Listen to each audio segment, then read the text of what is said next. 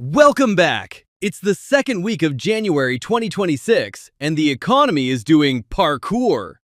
If your portfolio looks like a crime scene, don't worry, you're not alone. Let's get into it. First, employment. We added just 50,000 jobs in December. That's a massive slowdown, making 2025 the weakest year for hiring since the pandemic.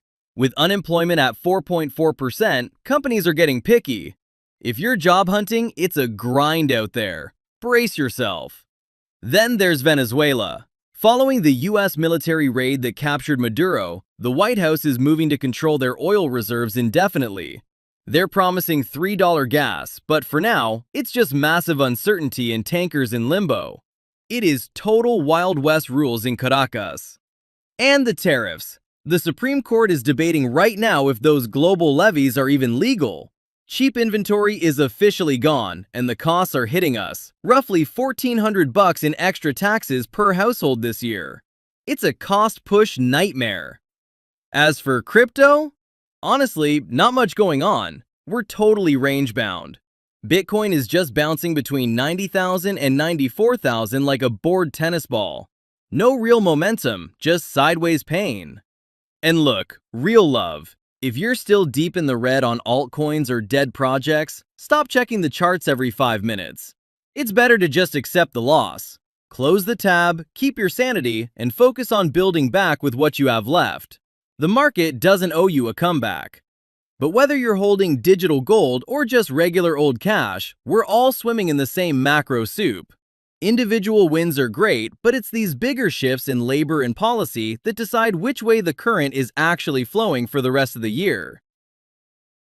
So let's look closer at those job numbers. We added 50,000 jobs in December, which was a miss on paper, but honestly, it wasn't as bad as we were expecting. In fact, for the market, these were basically Goldilocks numbers. The data shows we're in a low hire, low fire state. Hiring is slow, sure, but layoffs are still contained, and the unemployment rate actually ticked down to 4.4%. This is exactly what's currently priced into the S&P 500, an economy that's cooling enough to keep inflation down, but not actually crashing. What you need to look for next is January 28th. That's the first FOMC meeting of 2026. The Fed is likely to pause here, but they're watching to see if unemployment starts creeping toward 5%. If it stays around this 4.4% mark, the market stays happy. Now, the Venezuela situation. Trump just sat down with the big dogs, Exxon, Chevron, and ConocoPhillips.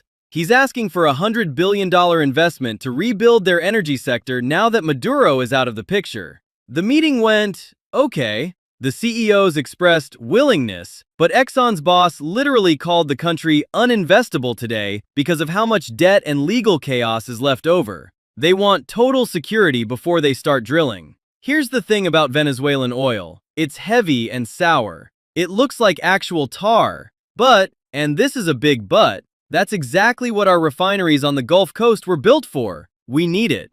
The reality check? Their infrastructure is a rusted-out mess. Even with a clean slate and billions of dollars, we aren't getting that $3 gas tomorrow. Experts are saying it'll take at least 18 months just to see a small bump in production, and likely a decade to reach full potential. So, what is on the menu for this week? Strap in because the earnings season officially kicks off. We've got the big banks, JP Morgan, Bank of America, and Wells Fargo, reporting their Q4 results starting Tuesday. This is the first real look at how much the consumer actually spent during the holidays, so watch the bank stocks closely.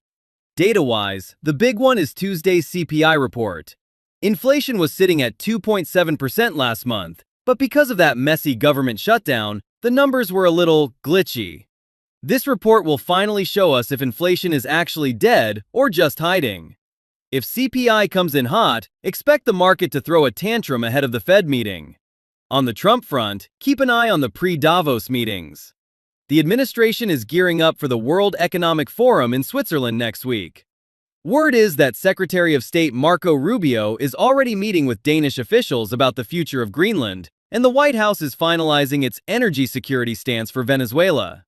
Any Truth Social posts about oil or tariffs this week will move the needle fast. +1. And finally, crypto. Like I said, expect it to stay range-bound for now. We're likely stuck in this sideways crab market for a few more weeks.